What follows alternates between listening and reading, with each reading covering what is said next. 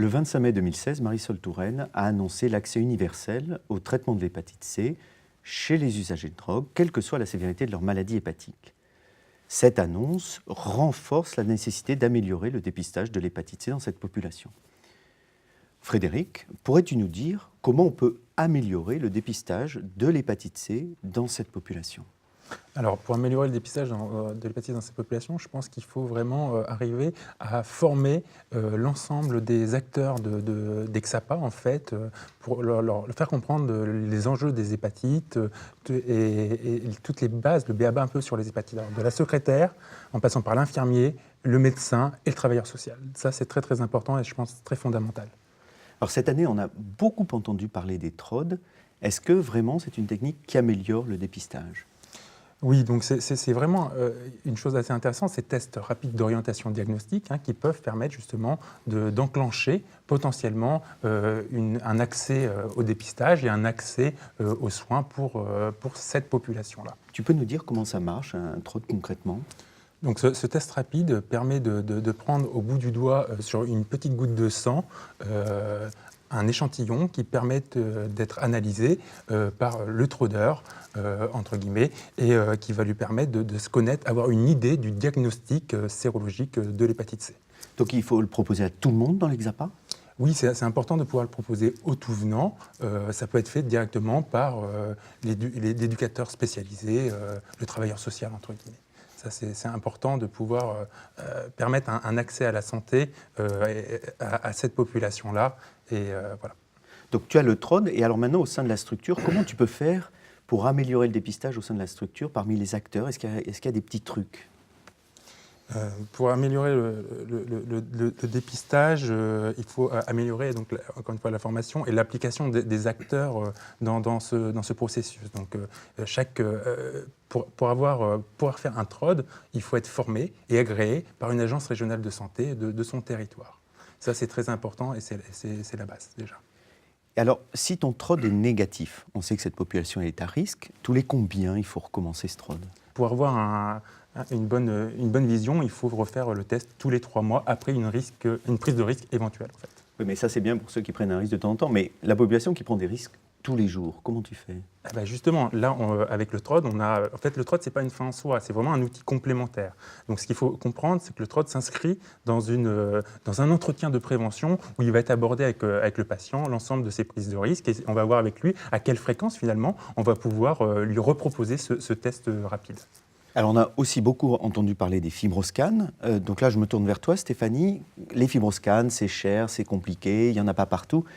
Quelle est la place du fibroscan dans le dépistage de l'hépatite C dans cette population ?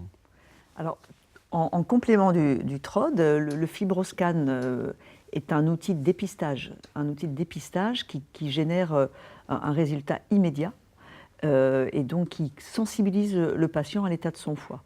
C'est un outil extrêmement utile, qui est maintenant mobile. On a des machines qui sont plus petites, qui peuvent être transportées, qui permettent l'aller vers et qui vont ouvrir le dialogue sur les différents agresseurs du foie, dont les virus, et qui va permettre de sensibiliser le patient à sa prise de risque, à l'état de son foie, à son état, à son statut hépatite C ou non, et donc ouvrir également une discussion sur l'accès au traitement qui est, comme tu l'as bien dit, désormais universel. Mais alors que ça marche comment ton fibroscan mobile ? C'est l'appareil qui se déplace, sont les gens qui se déplacent ? Tu peux nous en dire un peu plus ? Alors aujourd'hui, l'appareil peut se déplacer, peut aller vers le patient à travers des équipes mobiles qui peuvent aller dans les centres, se déplacer dans les centres, où certains centres sont aujourd'hui équipés de fibroscan, mais on a également cette capacité aujourd'hui à se déplacer dans les centres qui ne seraient pas dotés. Et donc, qu'est-ce qui fait les fibroscans ? Alors, les fibroscans peuvent être pratiqués par tous les acteurs du centre, de l'infirmière à l'éducateur, et évidemment en passant par le médecin. Et ce sont aussi ces personnes qui interprètent le fibroscan ? Tout à fait. Aujourd'hui, les algorithmes sont très clairs et le résultat est interprétable par tous ces acteurs. Donc, pour le fibroscan, on voit bien que les éducateurs et toutes les personnes peuvent être impliquées dans le dépistage. Alors, je me retourne vers toi, Frédéric. Est-ce que c'est pareil pour les TROD ? Est-ce que les éducateurs, est-ce que les assistantes sociales ou autres d'Exapa peuvent être impliqués dans le dépistage, notamment dans les TROD ? Alors, Oui, parce que le social est très important pour un usager qui doit penser d'abord à se nourrir et à se loger. Donc ça va être le premier acteur qui va pouvoir voir à l'entrée finalement dans la structure de soins. Donc lui permettre de faire ces tests d'orientation diagnostique et puis qu'il le fasse et qu'il s'en saisisse pour le faire, c'est très très important en lui donnant l'ensemble de la formation adéquate. Et donc c'est lui qui va donner le résultat au sujet, qui va lui donner l'interprétation du TROD? Alors chaque trodeur formé peut rendre le résultat du TROD dans le cadre de son entretien de prévention. Donc oui. Très bien. Donc pour conclure, Stéphanie, est-ce que tu peux nous faire passer, nous donner 2 messages clés? Alors le premier message, c'est l'aller vers. Je pense qu'aujourd'hui, les patients qui restent à traiter pour leur hépatite C se trouvent essentiellement en dehors de l'hôpital. Donc il y a une action de dépistage hors les murs, à travers les TROD, à travers le fibroscan mobile qui peut se déplacer vers le centre et aller là où sont les patients potentiels. Le second message, c'est de trouver dans ces centres une personne ressource qui va être l'élément motivationnel de la structure, qui va sensibiliser ses collègues à l'importance du dépistage et qui va être à même de réaliser, d'interpréter et de prodiguer le message aux patients.